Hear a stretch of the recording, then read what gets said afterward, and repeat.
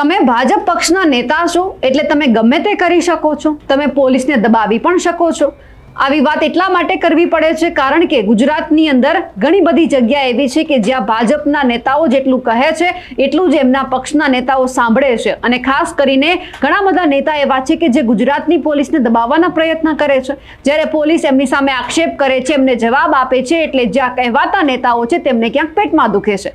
આવી જ ઘટના સામે આવી છે અમરેલીની અંદરથી। અમરેલીના ભાજપના એક નેતા છે, એમને જો પોલીસે જવાબ આપ્યો તો સાહેબને ક્યાંક ખોટું લાગ્યું, પણ આજે એ વિડીયો એ ભાજપના નેતાને પણ બતાવો છે કે જેઓ પોલીસને દબાવમાં રાખે છે। નમસ્કાર, આપ જોઈ રહ્યા છો નિર્ભય ન્યૂઝ અને હું છું આપની સાથે રિદ્ધિ। અમરેલીના લીલિયાની અંદરથી એક મામલો સામે આવ્યો કે જ્યાં ભાજપના એક નેતા છે વિપુલ દુધાત, તેમણે પોલીસ ઉપર એવા આક્ષેપ કર્યા કે અહીંયા દેશી દારૂનું જે દૂષણ છે તે વધી રહ્યું છે, દેશી દારૂ વેચાઈ રહ્યો છે, એમાં હાથ પોલીસનો છે। પોલીસના કહેવાથી દારૂ આવે છે અને પછી વેચવામાં જે બુટલેગરો છે તેમને મોકળો માર્ગ મળી જાય છે। પણ સવાલ અહીંયા એ થતો હતો કે સાહેબે પ્રતિક્રિયા આપી, ભાજપના નેતાએ પ્રતિક્રિયા આપી અને જ્યારે પછી પોલીસને મળવા માટે ગયા, એસપીને મળવા માટે ગયા તો ક્યાંક એવી કંઈક માથાકૂટ થઈ તો જે ભાજપના નેતા છે એમને ગુસ્સો આવી ગયો અને એમણે બહાર આવી અને પત્રકારોને એક જવાબ એ પણ આપી દીધો કે જે આ પોલીસ છે તે અમારું સાંભળતી નથી, કાર્યવાહી કરવામાં ક્યાંક ને ક્યાંક ગેંગે ફેંગે કરે છે। પણ ત્યારે પણ સવાલ હતો કે શું તમે ભાજપના નેતા છો એટલે તમે ગમે તે કરી શકો છો, તમે પોલીસની સામે પણ દબાણ ઊભું કરી શકો છો।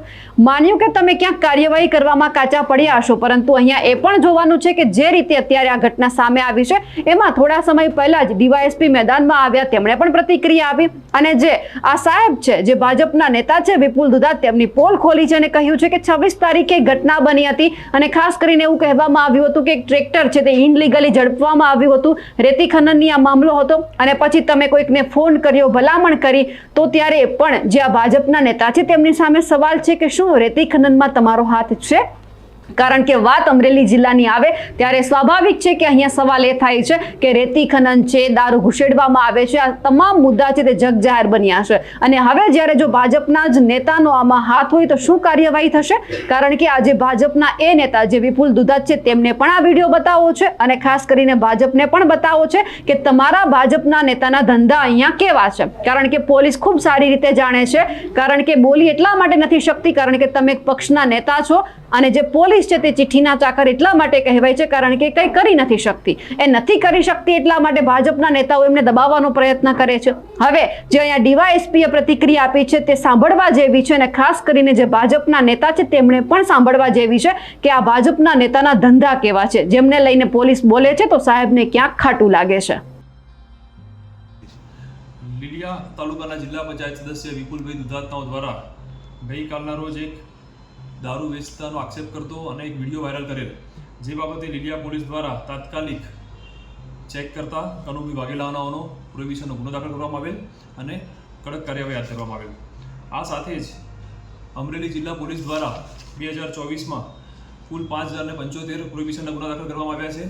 આ વર્ષના એપ્રિલ મહિના સુધીમાં 1779 પ્રોહિબિશનના ગુના દાખલ કરવામાં આવેલ છે અને વધુમાં વધુ કેસો જિલ્લામાં તથા લીલિયા પોલીસ સ્ટેશન વિસ્તારમાં પણ પ્રોહિબિશનના કરવામાં આવે એના માટે વારંવાર ડ્રાઈવ રાખવામાં આવતી હોય છે।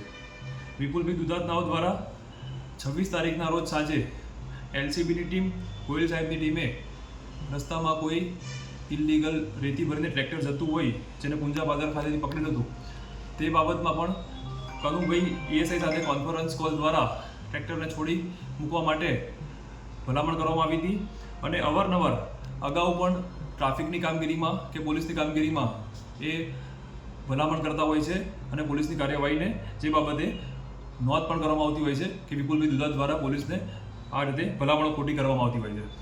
લીલિયા પોલીસ દ્વારા આવા કોઈ પણ બનાવો, રેતી ના હોય, દારૂ ના હોય, તેના માટે કાયદેસરની કાર્યવાહી કરવામાં આવતી હોય છે।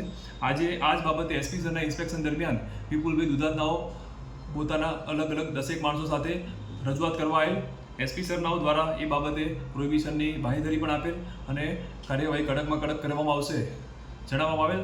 સાથે જ વિપુલભાઈ દુધાતનાઓની જે અલગ અલગ નોંધો કરેલ છે તેનું ધ્યાન દોરતા અને એમને રજૂઆત ઉગ્ર કરતા અંતે પોતે ત્યાંથી બહાર નીકળી ગયેલ અને બહાર જઈને પોલીસ પર ખોટા આક્ષેપો કરવામાં આવેલ।